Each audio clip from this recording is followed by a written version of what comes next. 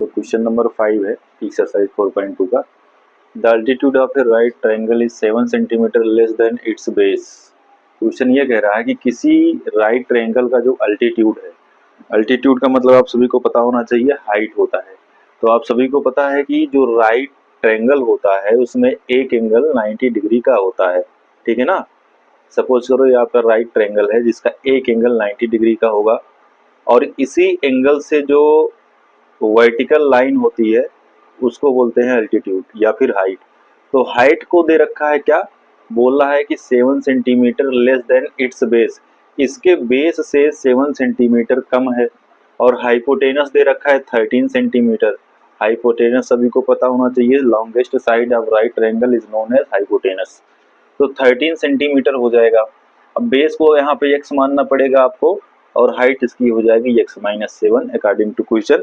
उसके बाद आपको क्या करना है, पाइथागोरस थ्योरम लगा करके इसको सिंप्लीफाई कर देना है, आपका आंसर आ जाएगा। ठीक है, तो चलते हैं सिंप्लीफाई करते हैं, इसको राइट करेंगे सोल्यूशन में।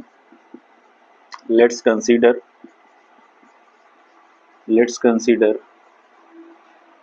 The base of right triangle. Triangle का सिंबल बना दे रहा हूं मैं, ज्यादा सही रहेगा। तो राइट ट्रायंगल का जो बेस है उसको आप कंसीडर कर लो कि वो x मीटर है, सेंटीमीटर है, सॉरी x सेंटीमीटर है। तो यहाँ पे हो जाएगा अकॉर्डिंग टू क्वेश्चन हाइट, या फिर इसको आप अल्टीट्यूड कह सकते हो, altitude of right triangle, height of right triangle या फिर अल्टीट्यूड ऑफ राइट ट्रायंगल, एक ही बात है। ये क्वेश्चन के अकॉर्डिंग क्या हो जाएगा, 7 सेंटीमीटर कम है तो x-7 सेंटीमीटर हो जाएगा। हाइपोटेनस आपको दे रखा है 13 सेंटीमीटर, वो तो गिवन है, तो आप राइट करेंगे गिवन हाइपोटेनस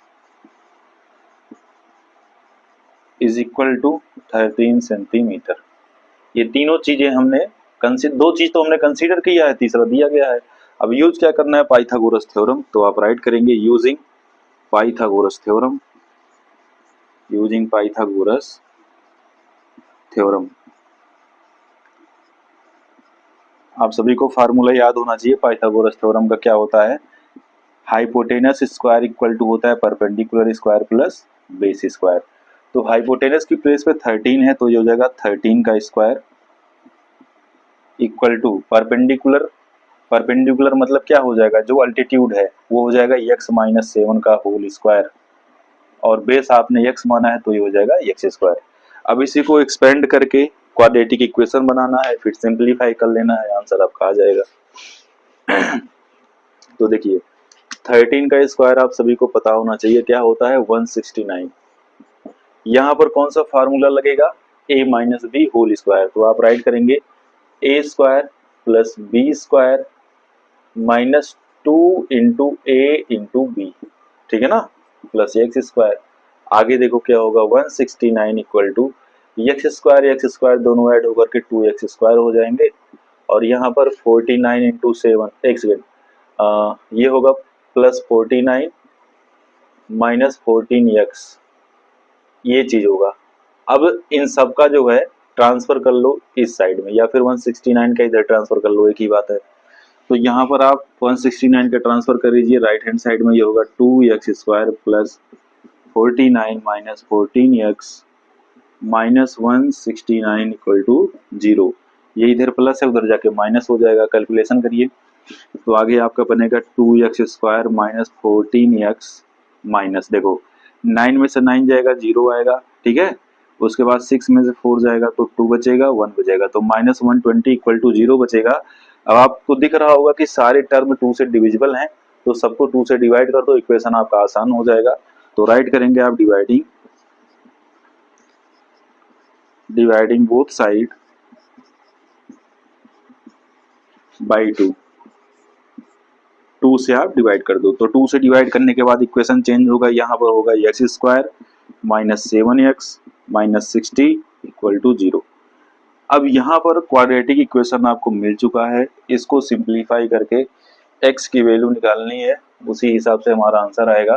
बाकी चीजें मैं इरेज कर रहा हूँ, स्क्रीनशॉट ले सकते हैं।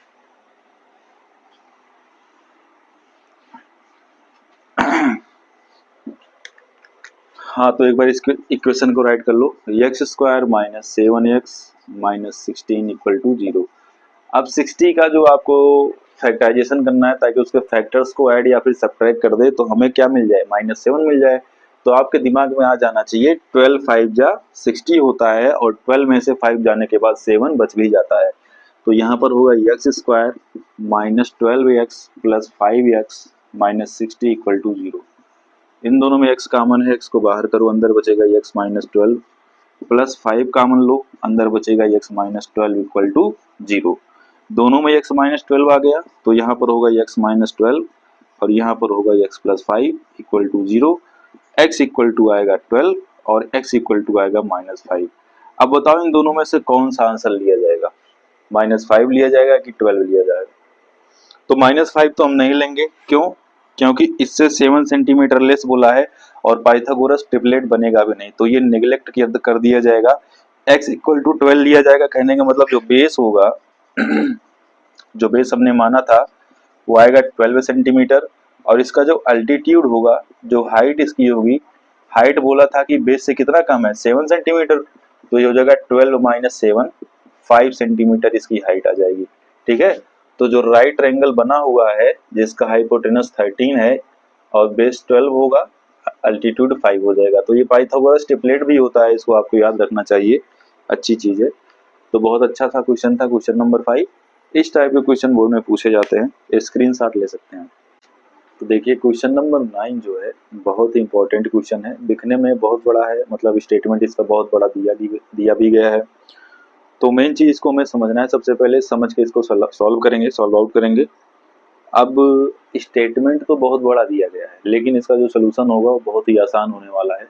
तो मेरे हिसाब से बहुत ही इंटरेस्टिंग क्वेश्चन है, ध्यान से देखिए इसको। समझते हैं पहले। कह रहा है कि cottage factory producers a certain number of poultry articles in a day. तो कोई कॉटेज फैक्ट्री है जो कुछ निश्चित आर्टिकल्स को एक दिन में प्रोड्यूस करती है, मतलब कुछ निश्चित आर्टिकल्स को एक दिन में बनाती है।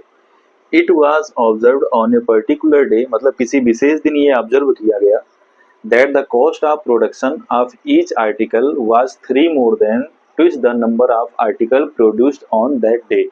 मतलब किसी विशेष दिन यह ऑब्जर्व किया गया कि जो एक आर्टिकल का कॉस्ट निकल के आ रहा है प्रोडक्शन का, वो कितना निकल के आ रहा है, वो एक आर्टिकल के 2 गुने से 3 ज्यादा निकल के आ रहा है।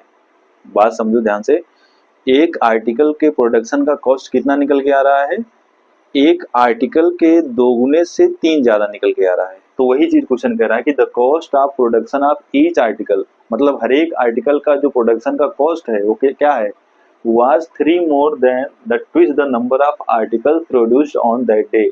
उस दिन जितने खिलौने बनाए गए थे उनके 2 गुने से 3 ज्यादा है। ठीक है, आगे कह रहा है if the total cost of the production on that day was ₹90, अगर उस दिन का जो total cost of production 90 rupees था, find the number of articles, तो आपको आर्टिकल के नंबर बताने हैं, मतलब उस दिन कितने आर्टिकल बनाए गए थे, produced on that day and cost of each article, और हर एक आर्टिकल का कॉस्ट आपको निकाल के बताना है। ठीक है, तो आई होप क्वेश्चन समझ में आया होगा, थोड़ा सा कॉम्प्लिकेटेड है, मेन चीज यहाँ पर ही बन रहा है, क्या बन रहा है, जो क्वेश्चन कह रहा है कि cost of production of each article, मतलब एक आर्टिकल के प्रोडक्शन का जो कॉस्ट है वो कितना है, कितना है देखो, was 3 more than, 3 more than का मतलब 3 ज्यादा है, किससे, two is the number of articles produced on that day, उस दिन जितने खिलौने बनाए गए थे उनके 2 गुने से। ठीक है, तो ये है स्टेटमेंट का मतलब। अब हमें मान के चलना है कि जो उस दिन खिलौने बनाए गए थे वो एक्स बनाए गए थे, तो यहाँ पे आप राइट करेंगे, let's consider number of articles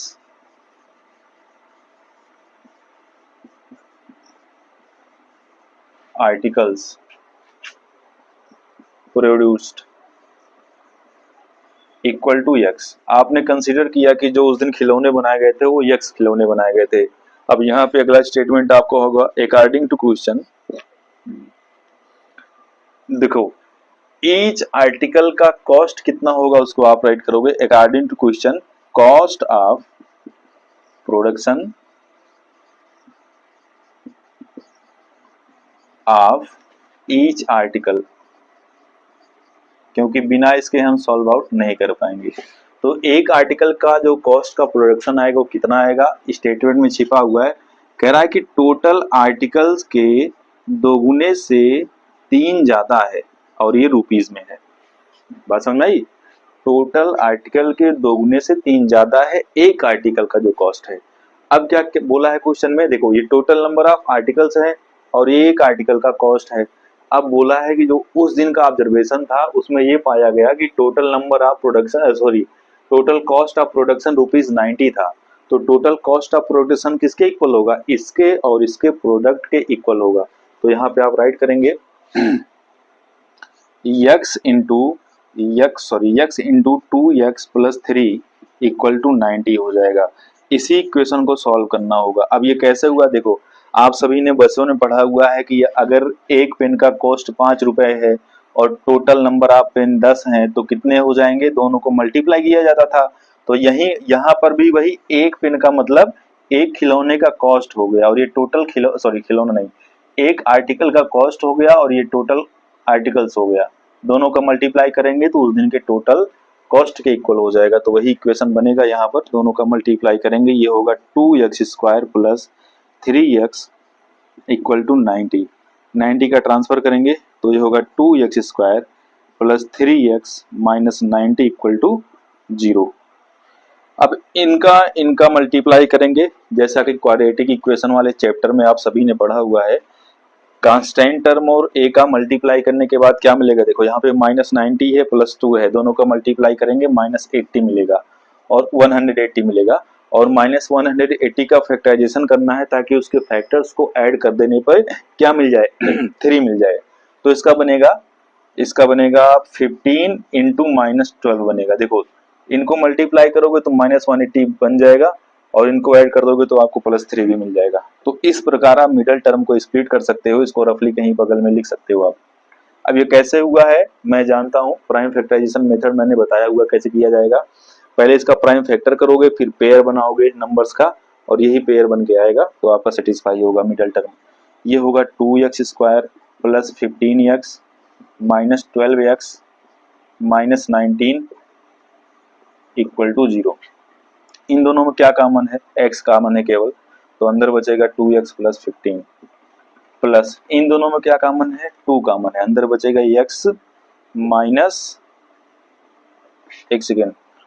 2 नहीं, x कॉमन हुआ तो 15 हुआ, 2x प्लस 19। हाँ यहाँ पे x को कॉमन करेंगे तो x बाहर होगा, अंदर बचेगा 2x प्लस 15 और यहाँ पर ये देखो -12 है, मिस्टेक से मैंने 2 ले लिया था, ये -12 है तो -12 और 90 में क्या कॉमन मिलेगा, HCF निकालना पड़ेगा आपको, ठीक है तो निकाल लो HCF।